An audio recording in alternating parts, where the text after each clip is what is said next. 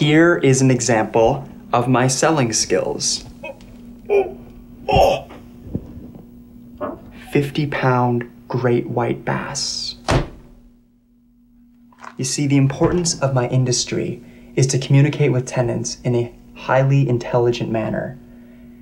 My tenants don't fear me because they understand that I talk their language. I just say, "Yo man, this place is be chillin', wickety whack, take it." And they say, "Wow, this guy really gets me." Why did I decide to go with one of Bill's houses? Well, all of our utilities were included, and on a monthly basis, we couldn't have asked for a better deal. Plus, I can walk to school and the library. Well, after an afternoon of houses from hell, we finally found one that was close enough to the beer store. I mean, close enough to all the amenities that student houses need. Plus, it's pretty cheap, so we could stock up on big cases of books and pencils. The house seemed fine.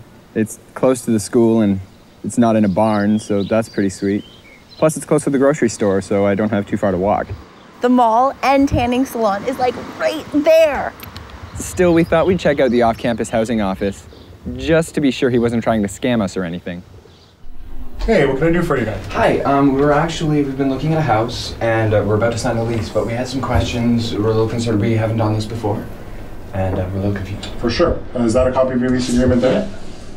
Great.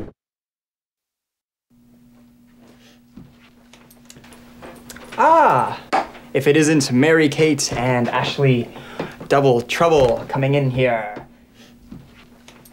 Okay, so what can I do? I guess you've come to see me in action. Very well. Well, Didn't you invite us down here because you had something to show us, like a surprise or... Oh, right. Yes, I have some very good news about your housing agreement. Let's count it down.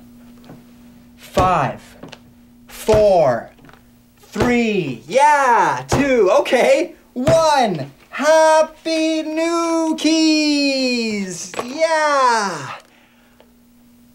I got you color-coded keys. You each get your favorite color. How did you know what our favorite colors were? It's obvious. I mean, Ricky Lee, you would be orange because you are like the sun. And you would be purple, moody, mood ring. Am I right or am I right? And Scott would be blue and Josh would be red. Purple's not my favorite color. Do we have to keep the colors that you pick for us? What? No, you can mix them or match them or trade them with your friends. Or look, the point is, where are the guys? Oh, they went down to the off-campus housing office at school just to ask about off-campus life and what to look for in a lease. The off-campus housing office? Yeah, the one on our campus. But they don't even know about the keys. Yeah. Excuse me. Okay, so I mean, really, there's a lot of good stuff in this lease agreement. I think one of the things that I like to make sure that I get a chance to talk about with students is that walk right in, safety concerns. Sit right down, baby, let your hair hang down. Yeah. Hey guys, I thought I would give you guys a little mano a mano about this lease stuff. So let's just recap. Okay. Did you want to have a seat, Bill, or? I'm good. You're good. Okay.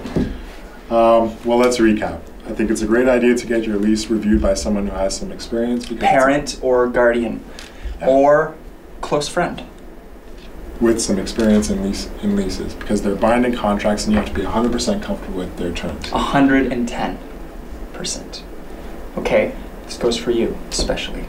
Scott. The second thing, though, is to remember that in Ontario we have rental legislation, and it's called the Residential Tenancies Act. It applies to landlords and to tenants, and it outlines the rights and responsibilities for each while that living arrangement is occurring. The third thing to remember is that, as you asked, you can be required to pay a deposit, but it has to be no more than 1 month's rent paid in advance. The first month of your lease term is always due the day that your lease starts. And we do not accept bribes. Isn't that right? No, you're right. And as I was mentioning, as as Bill was coming in, safety is probably the most important thing to think about when you're deciding where you want to live off campus. Are there working smoke detectors? Are there working fire extinguishers? Does your landlord have appropriate insurance to be renting to students? Are there holes in the wall? If so, where are they? Can we work around that? Can we put a drape over that? Can that be a door? These are all things that's got to be going on in your mind. Tag you back in. Okay. I would be concerned about holes in the floor. Me too. I think there's Yes. a good chance that that's going to be a safety concern. Well, it depends on the size and style. Bill, what's your last name? Richards. Bill Richards. The name sounds familiar to me. I I've think been on- that you might have been one of our award nominees. Really? I'll have to check in again. After hours of Bill showing us houses and pointing out every light switch and faucet, I decided to nominate him for the Slummy Award. The Slummy Award is given out every year to the worst landlord. They are generally recognized for their poor business skills and housing conditions. The award is then presented at a press conference where that landlord rarely shows up. Bill seems like quite a character, but I'm not sure he's the worst landlord. I have been awarded the prestigious Slummy Award. It is only awarded once a year and is a very high honor amongst landlords. It's kind of like an actor winning an Oscar. Probably bigger. I feel as though I deserve it.